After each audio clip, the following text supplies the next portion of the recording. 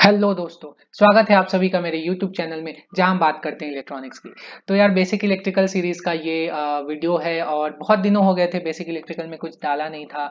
और मुझे बहुत सारे मैसेजेस आ रहे थे, कमेंट्स आ रहे थे एनालॉग डिज़ाइन के बारे में कि मुझे एनालॉग डिज़ाइन में जाना है या एनालॉग डिज़ाइन में काफ़ी इंटरेस्ट दिखा रहे हैं सरप्राइजिंगली लोग। तो सोचा यार ये सीरीज भी थोड़ा बढ़ाया जाए और बहुत सारी बेसिक चीज़ें तो मैं ऑलरेडी कवर कर चुका हूँ, आर एल और सी के बारे में।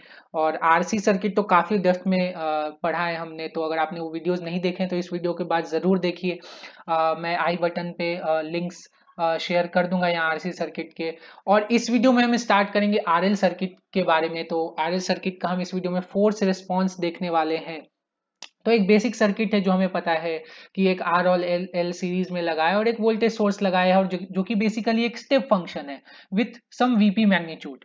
T is equal to zero पे वो चेंज हो रहा है और हमें निकालना है कि आई एल और वी एल जो भी है वोल्टेज अक्रॉस इंडक्टेंस का, voltage across inductor and current across inductor का ग्राफ निकालना है।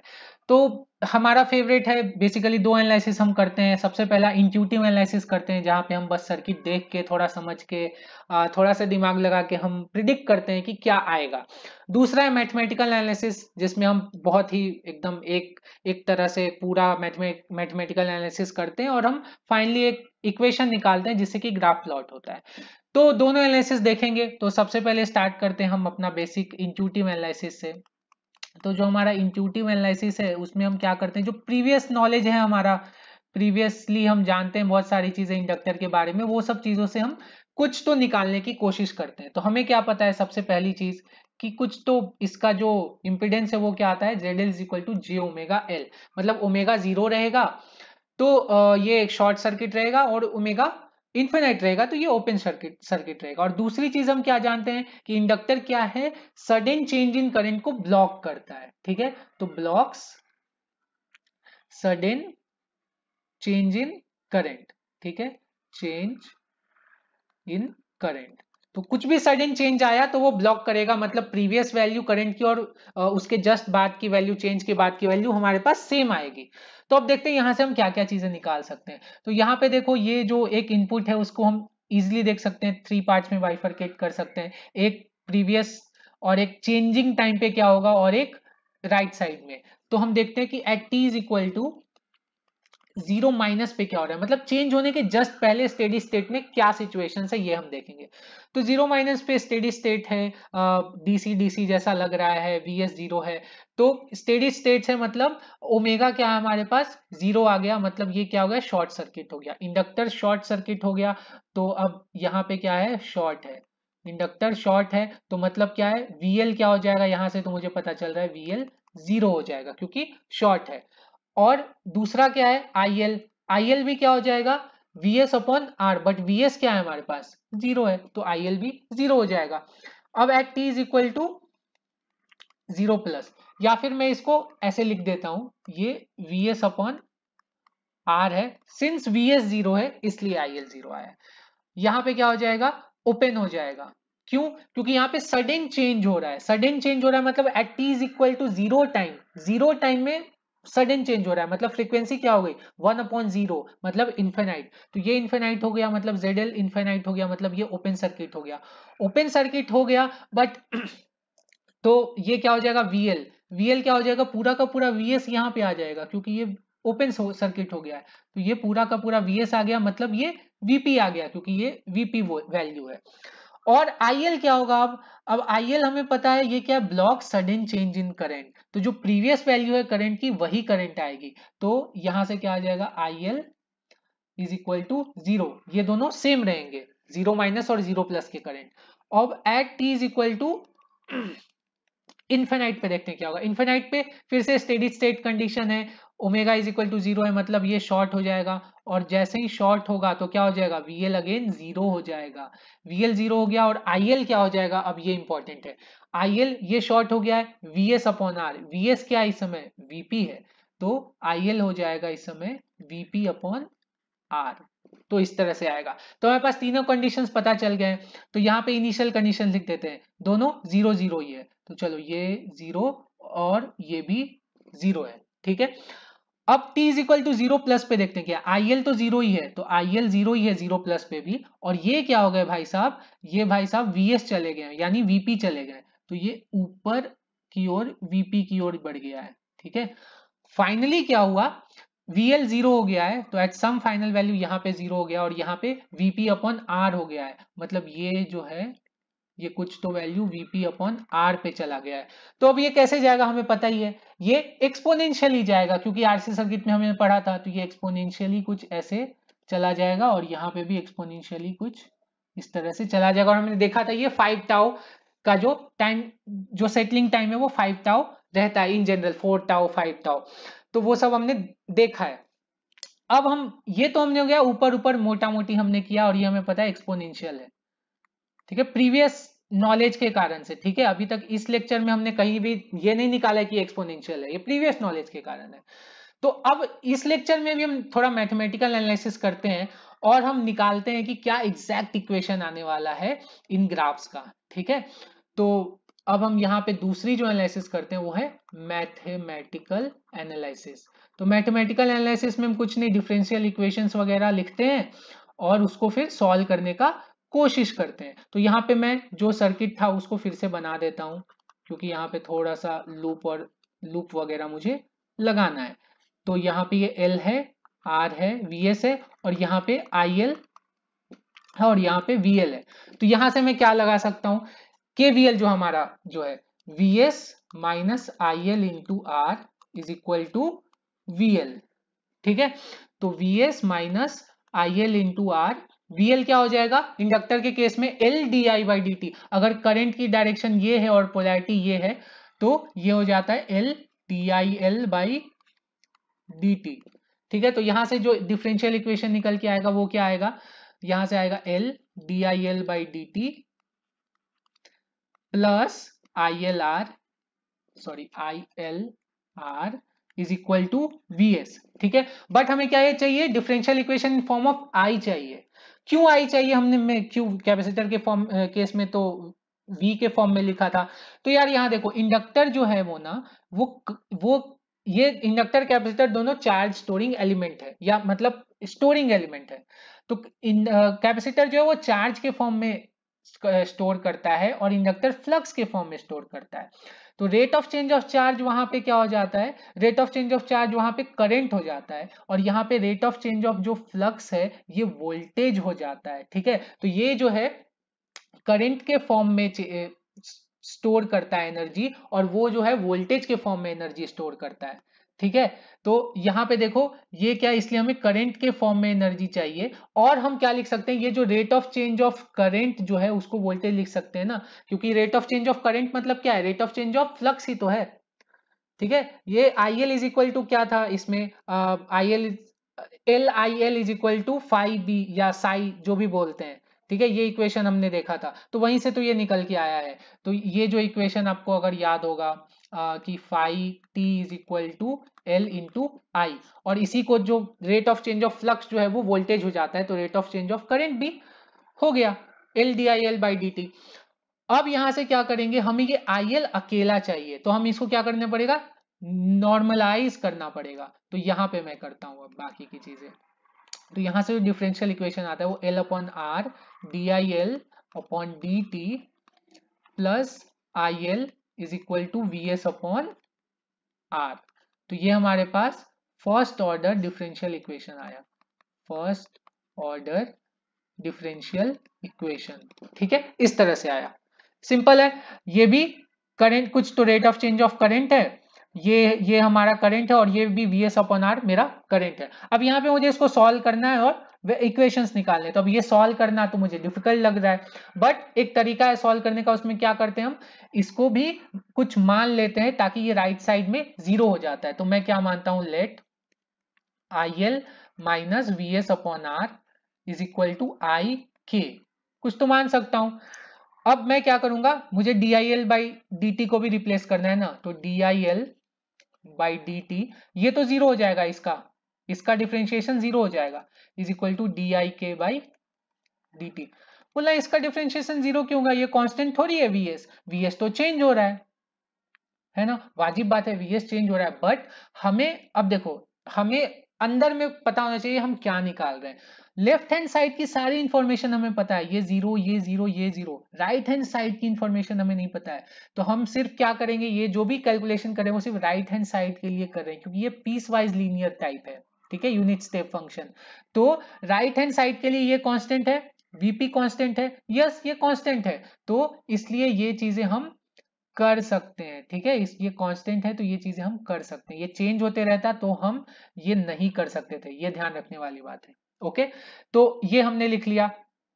अब इसको सब्स्टिट्यूट करते हैं यहाँ पे। तो अब ये जो हमारा इक्वेशन है ये कैसे लिख सकते हैं, एल बाई आर, ये तो सेम ही है, तो डी आई के अपॉन डी टी, और ये लेफ्ट हैंड साइड आके ये क्या हो जाएगा, plus I K is equal to 0। अब हम इसको सॉल्व कर सकते हैं, है ना। तो अब यहां से क्या लिख सकते हैं, डी आई के upon D T is equal to minus R upon L into I के, ठीक है। अब देखो यहां पे क्या है, या तो आप इसको इंटीग्रेशन वगैरह भी लिख सकते हो, तो भी आपको सेम ही चीज करनी पड़ेगी, बट मैं यहीं पे इसको थोड़ा सोचो कि ये एक ऐसा फंक्शन है, मुझे आई के निकालना है ना, आई के निकालना है, तो ये ध्यान रखना मुझे आई के निकालना है, क्योंकि करंट वगैरह निकालने हैं मुझे, तो आई के निकालूंगा तभी तो वहां से आई एल निकलेगा। तो आई के कुछ ऐसा फंक्शन है जिसको मैंने डिफ्रेंशिएट किया तो फिर से वही फंक्शन आ रहा है। तो ऐसा कौन सा फंक्शन है, ऐसा एक्सपोनेंशियल फंक्शन ही तो है जिसको डिफ्रेंशिएट करो और वो फिर से आ जाए।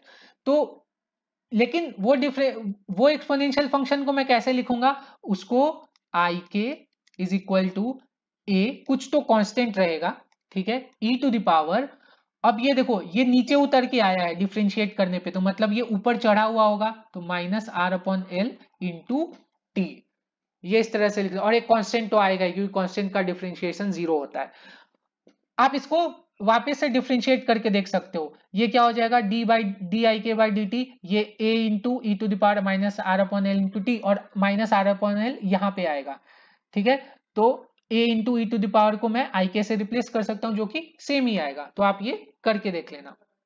अब देखो यहां से ये आई के को मुझे क्या करना है, इधर पुट करना है, ठीक है, इसमें, ठीक है। तो आई के इज इक्वल टू क्या हो जाएगा, I K is equal to I L के फॉर्म में अब पुट करना है ना मुझे, I K is equal to I L minus V S upon are.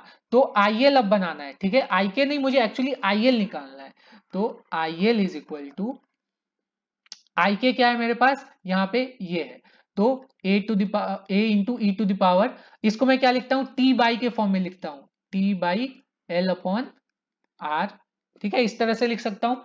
अब ये क्या हो जाएगा, I L is equal to plus V S upon R plus C, ठीक है, ये इस तरह का पूरा आई एल का इक्वेशन आया है, ठीक है। और यहाँ पे एल अपॉन आर क्या है मेरे पास, टाउ है, यानी कि टाइम कांस्टेंट है, टी बाई टाउ का जो फॉर्म आता है हमारे पास आरसी सर्किट में, तो यहाँ भी L upon R time constant, time constant है मतलब इसका यूनिट तो सेकंड होगा, तो क्या एल अपॉन आर का यूनिट सेकंड आएगा, यस सेकंड आएगा, करके देख लेना, ठीक है, एक बार ट्राई करना। ये हेनरी है, ये ओम है, तो वो सब आप मिसमैच करके वो यूनिट मैचिंग करके देख लेना। अब मुझे यहाँ से क्या चाहिए, ए और सी की वैल्यू चाहिए, तो यहाँ से मैं ए और सी की वैल्यू निकालता हूँ। तो ये देखो इस साइड लिखता हूं मैं, तो at t is equal to infinite, यहां से मैं c की वैल्यू निकालता हूं। तो t is equal to infinite क्या है, t is equal to infinite पे IL क्या है ये देखने वाली बात है। तो t is equal to infinite पे मुझे पता है IL is equal to VS upon R होता है, तो VS upon R is equal to ये 0 हो जाएगा, ये टर्म 0 हो जाएगी, plus VS upon R plus C, तो यहां से C क्या आ जाएगा, तो यहां से आ जाएगा C इज इक्वल टू 0। तो चलो मेरे C की वैल्यू निकल गई। अब मुझे A की वैल्यू भी निकालनी है, तो A के लिए initial condition at t is equal to 0, यानी 0 मतलब 0 प्लस हो रहा है, क्योंकि 0 माइनस पे मुझे सभी चीजें क्लियर है, ठीक है। तो इनिशियल कंडीशन मतलब 0 प्लस ही समझना कभी भी। तो यहां पे क्या हो जाएगा, IL 0 प्लस, ठीक है। अब मैं जनरलाइज निकाल रहा हूं, इसलिए यहाँ पे IL 0 लिखा है, ठीक है। अब मुझे IL 0 की यहाँ वैल्यू पता है कि 0 है, बट मुझे जनरलाइज एक फॉर्मूला निकालना है, इसलिए मैं यहाँ पे IL 0 लिख रहा हूँ। और ये क्या हो जाएगा, ए प्लस VS अपॉन R, ठीक है। तो यहां से क्या आ जाएगा, A is equal to IL 0 minus V S upon R, ठीक है। ये जीरो मतलब जीरो प्लस है, ओके। तो अब मैं यहां से सब्स्टिट्यूट कर सकता हूं, तो ये क्या आ जाएगा, I L is equal to, A क्या होगा मेरे पास, वी एस अपॉन आर को मैं यहां लिख लेता हूं पहले, V S upon R plus I L zero minus V S upon R E to the power minus T upon L by R, और सी तो मेरे पास जीरो आ गया। तो ये मेरे पास इंडक्टर का एक इक्वेशन आ गया, ठीक है। अब Vs अपॉन आर क्या है मेरे पास, ये एक्चुअली देखो तो ये फाइनल वैल्यू है, तो Vs अपॉन आर कुछ नहीं है, ये IL इन्फिनाइट है एक्चुअली। तो हम एक जनरलाइज फॉर्म हमने निकाल लिया, तो ये क्या हो जाएगा, IL, ये क्या हुआ, चेंज क्यों नहीं हो रहा, लेट मी चेक, यस। तो अब यहां से मैं क्या लिख सकता हूं, IL is equal to IL infinite plus IL zero minus IL infinite e to the power minus T upon L by R, यानी कि एल बाई आर मेरे पास टाउ है, टाइम कांस्टेंट है। ये एक फॉर्म है, लेकिन आपको पता है मुझे ये फॉर्म उतना पसंद नहीं है। ये क्या है, कुछ तो final value plus some value, ठीक है। लेकिन मुझे कौन सा फॉर्म पसंद है, final value minus some value होनी चाहिए ना, I L infinite minus, so I final, और ये क्या हो जाएगा, I final minus I initial E to the power minus T by L upon R. मुझे नीचे वाला फॉर्म पसंद है, बिकॉज इसमें क्या हो रहा है, फाइनल वैल्यू से हमेशा कुछ ना कुछ माइनस रहेगा, और स्टेडी स्टेट में ये वैल्यू जीरो हो जाएगी, तो हमारे पास ये आएगा। तो आप कोई भी इक्वेशन याद रखो सेम ही है। तो ये दोनों आ गया मेरे पास इक्वेशन करंट का, ठीक है। तो करंट का इक्वेशन आ गया। अब इस सवाल पे आते हैं, ये जनरलाइज हो गया, ठीक है, ये आप कहीं भी यूज कर सकते हो, ये जनरलाइज्ड है। अब आते हैं इस सवाल पे। इस सवाल में क्या है हमारे पास, आई एल इन्फिनाइट क्या है, I L infinite is equal to VP upon R है, VS upon R, VS is equal to VP है, और आई एल जीरो क्या है मेरे पास, जीरो है। तो यहां से क्या निकल आ जाएगा, I L is equal to VP upon R, ठीक है, 1 minus e to the power minus T upon L by R, ठीक है। ये इस तरह से आएगा। तो मैं इसका इक्वेशन जो है वो ऊपर लिख सकता हूं। अब अब देखो, ये जो आया ये आईएल आया है। अब मुझे क्या वीएल भी तो निकालना है, तो वीएल निकालने का क्या तरीका है, वीएल निकालने के एक्चुअली दो तरीके हैं, ठीक है, दोनों बताऊंगा। पहला तरीका तो ये वीएल इज इक्वल टू क्या हमें पता है, VS minus IL into R, ठीक है। यानी कि VP, VS is equal to VP है, ओके। तो वीपी माइनस आईएल, आईएल का क्या हो जाएगा, VP by R 1 minus e to the power minus T upon L by R, ठीक है, और इंटू आर, ठीक है, आईएल इंटू आर है ना, तो आर आर कैंसिल हो जाएगा, और वीपी और ये माइनस वीपी कैंसिल हो जाएगा। तो मेरे पास वीएल क्या आ जाएगा, VL is equal to VP e to the power minus T upon L by R. तो ये आ गया मेरे पास वीपी का इक्वेशन। एक और तरीका है, एक और तरीका क्या है, हमें पता है वीएल इज इक्वल टू क्या होता है, VL is equal to L D I L by D T. तो आप क्या कर सकते हो, उसको डिफ्रेंशिएट कर सकते हो। तो हमारे पास ये पता है एल और D by D T of, एक सेकेंड, ये ऐसे VP by R 1 minus e to the power minus T upon L upon R. इसको आप डिफ्रेंशिएट करोगे, कर लेना, तो यही आ जाएगा, ठीक है, इसमें कोई बड़ी बात नहीं है। तो ये आप डिफ्रेंशिएट कर लेना, तो भी ये सेम इक्वेशन आएगा। तो मतलब हमने पूरा एनालाइज कर लिया कि आईएल और बीएल क्या आएगा। तो ये यहाँ पे मैं लिख लेता हूं। तो ये जो इसका इक्वेशन है वो क्या है, VP 1 minus e to the power minus T upon L by R, ठीक है। और इसका क्या इक्वेशन है, ये चार्जिंग इक्वेशन है, और ये वीएल का रिड्यूसिंग इक्वेशन है। तो ये क्या है, VP e to the power minus T upon L upon R, ठीक है। तो ये हो गया। अब इसमें आपको कोई डाउट हो या कुछ भी हो तो पूछ लेना कमेंट सेक्शन में, बट मुझे नहीं लगता, ये तो एकदम क्रिस्टल क्लियर है, बहुत सिंपल है।